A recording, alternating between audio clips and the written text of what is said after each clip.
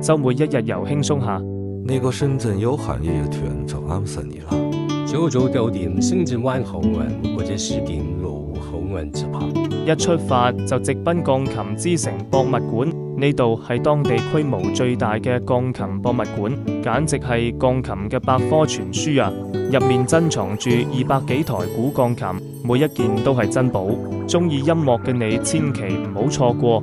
行完博物館就到最期待嘅午餐時間啦！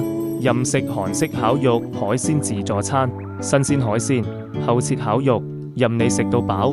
食飽之後，就去港人最熟悉嘅蛇口街市行下啦。呢度應有盡有，買返啲新鮮餸菜、特色手信。